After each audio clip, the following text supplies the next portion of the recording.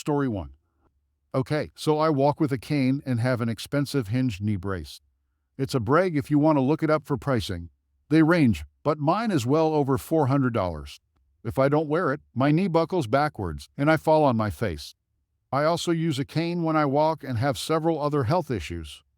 I was at Major walking around looking at toys last November for my kids for Christmas. I am very pregnant, and my doctor warned me to avoid stress and that the baby will probably be a month early. So I'm taking it easy, walking slowly, taking breaks, and relaxing often. I get to the toy cars and am looking through them, looking for ones my kid doesn't have for stocking stuffers when I feel something touch my leg. I look behind me, and the spoiled child looks up and smiles at me. I smile back, and the following happens. Me. Hello? It's not polite to touch other people's things. Can you not touch my brace, please? Thank you. Spoiled child. But I want it. Give it to me. No, I can't walk without it. You can't have it. And it's not your size anyway. It's made for an adult. I don't care. You give it to me, or I'll tell my mommy. Okay, that's fine. You can tell your mom you cannot have it, sweetheart. At this point, the kid wanders away, and I assume that when the kid says they wanted my knee brace, they get in trouble. I can remember wondering how that conversation would go for that child and parent. I start picking through the cars and find a couple my son doesn't have and put them in my cart and start looking at the track sets they have and check their pricing against Amazon's pricing. I'm scrolling through my phone when I can feel and hear the Velcro being pulled apart on my brace. I pull my leg up and turn around and see the kid sitting there. Me? Excuse me, I told you no. You cannot have or touch my brace. Mom said I could just take it because you're faking. I'm not faking anything. You need to go back to your mom now. He starts to yell, Mommy. The kid is crying, shrieking, and causing a huge scene, screaming for their mother and grabbing at my brace, which is making me unbalanced. I can feel my heart rate going up and am starting to worry about falling and hurting my baby. Entitled mother, what's the problem here? Me? Your child is asking for my brace. I told them no, and they tried to take it off of me. Well, just give it to him then. I don't see what the big deal is. You can buy another. My insurance only covers me every 5 years. I can't get another one. If your son wants a knee brace, you need to tell him he can't have mine. Well, he can have yours. Take it off and give it to me. The entitled mother steps forward, bends over, and starts to try to undo my brace. I kick her in the chest away from me, and she falls on her butt. It wasn't a hard kick since it was my bad side, but enough to know I mean business. Entitled mother, you kicked me. You kicked me? Someone call the police. I will have you arrested. Now a crowd is forming, and I'm crying, and my brace is half undone around my leg and sagging, giving zero support. I pull my cane out of the cart and use it to support myself while management is asking if I'm okay, and I'm nodding while entitled mother is shrieking still at everyone. They walk me to the shoe department to separate us, and I sit on a bench and calm down. The next thing I know, a cop is asking me for my brace I stole. I explained I didn't steal it, that it's mine, and some woman and her child were trying to steal it off my leg. The officer asks for proof it's mine, so I pull up recent photos of me getting it fitted and walking with it at the doctor's office, as well as my chart where I have the letter stored saying insurance would cover it completely. He asked me to take it off since she's claiming it's damaged so he can inspect it. I let him, and he informed me that there's a piece missing. I look at it, and sure enough, a piece is missing. I start to cry again and realize I've broken my brace, and I won't get another for 5 years. He asks if it was broken before, and I said no. It must have broken when I kicked entitled mother off me while she was trying to steal it. The officer excuses himself, and I'm sitting there with employees.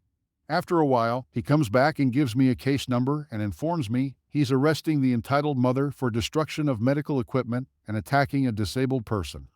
I'm in shock, but he says he watched the security camera and knows I'm telling the truth and that she attacked me, and I defended myself.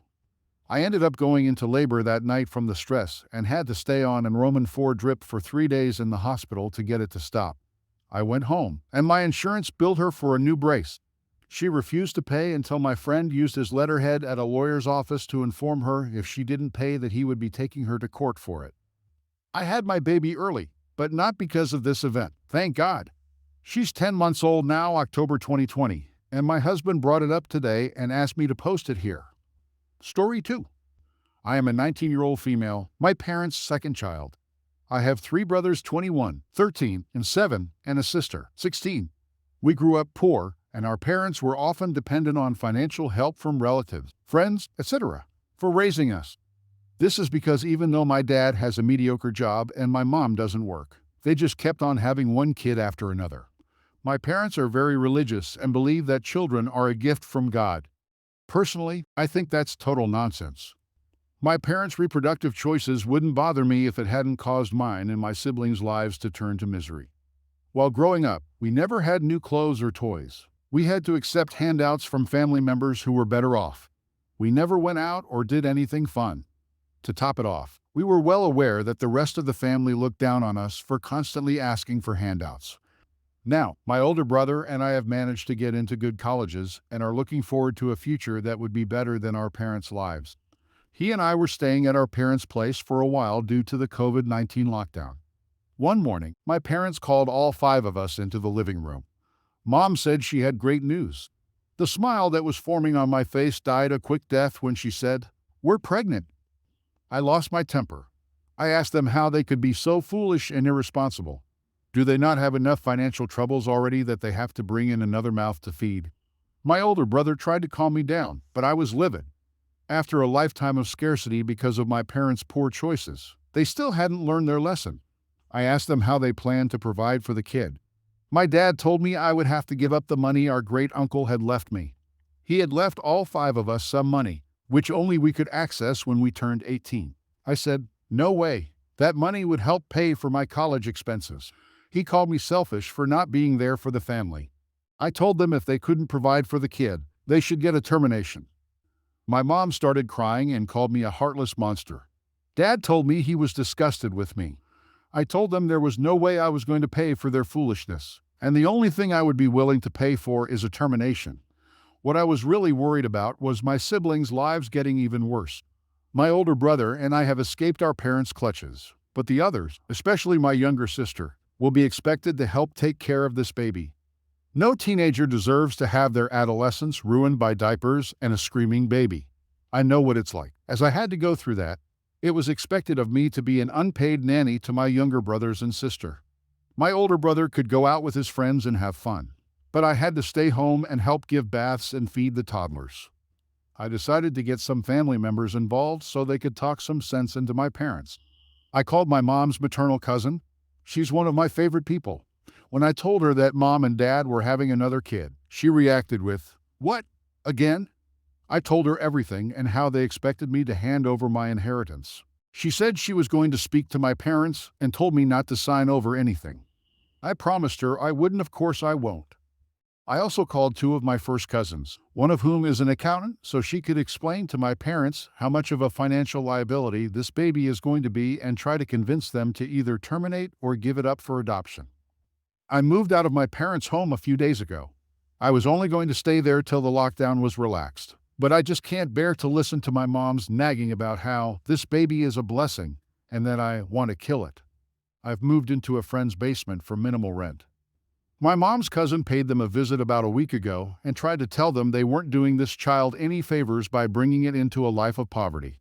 My mom was very rude to my aunt and told her that a woman who chose to remain childless will never understand a mother's love. My aunt never wanted kids nor had any. One of the reasons she's my fave. My dad told her to get out. Aunt told me there was nothing she could do, but she did try.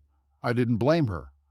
The cousin tried to explain the economic impact this kid would have, and my mom cried about how everyone was trying to take away her baby. What the heck? The intervention didn't do anything. So now I've decided to cut contact with my parents. I just can't watch my family slide further and further into a horrible situation. I'll be maintaining contact with my sister 16 just to make sure my parents can't brainwash her. My older brother is going to stay in touch with all of them, which is a good thing as he can act as a link between me and the other siblings if my parents ever forbid them from talking to me. Otherwise, I'm done with these people. Personally, I don't really agree with the original poster of this story about the whole termination thing, but at the same time, I don't think what her parents were doing was right. Story 3. I had been working at a computer repair shop on a commission-based system. We would get personal computers in, and the technicians would not get paid until the repair work was paid for. And if the client did not pay for the work performed, the shop would take possession after a time and resell the equipment. It was not uncommon for the technicians to be cheated out of work they had done. To make this job sound even more appealing, the shop owner would throw personal computers from his friends and family to fix, which was not paid work. I was looking forward to a pretty big check due to just cranking out the repairs, but I found out that these were all friends of the owners, so I worked for free those 2 weeks. One of the things that we do is pull the hard drives and create a complete image of the whole drive for archival protection to be wiped after the job is done. It turns out that the owner of the computer shop and his wife were part of the swingers community and were hosting a small but local swingers site that they ran off of the notebook they brought in for repairs. I grabbed the hard drive and told the owner that he needed to pay me for the work I had done. The owner fired me on the spot. I had grabbed my tools and I walked out the door without realizing I had the hard drive in my hand. The owner had built a reputation in the small town it was located in for being a good business, and the owner portrayed himself as a pillar of the community. I happened to get the information off the drive, and I was able to get access to his passwords, plus close to 4 terabytes of pictures and videos of their swingers website. Waiting 3 weeks for the last check, I decided that I would go scorched earth instead of looking for a payout. Step 1. His business. I had some time to look over the labor laws and found out he violated quite a few of them with me. We were treated as contractors, but he took out taxes and Social Security, which he never paid into the system. The other thing was we were required to clock in like hourly employees, but were paid on commission. So due to the pay structure, many employees were getting well under minimum wage for some weeks. Step 2. His reputation. Having the sign-on information, I decided to do a few interesting things with the company website and their swingers website. I put a link at the bottom of the company webpage where I directed people to an explicit site they ran, and I changed the password authentication to allow everyone into the paid areas of the site. I also took down some of the pixelated pictures of him and his current wife and posted the original pics. It took them about a week to find out about all of this. I also sent out a mass email to everyone on the owner's email list to check out the swingers site. I also gave his ex-wife the drive to help her in her court battle. The fallout: long-standing contracts had been terminated by his clients in droves. The labor board did an investigation and fined him for his rule-breaking, and the Internal Revenue Service did an audit where they found further evidence of his crimes. In the end, he lost his business, his kids, his reputation, and his current wife because he thought he was too much of a big shot to not pay his information technology help.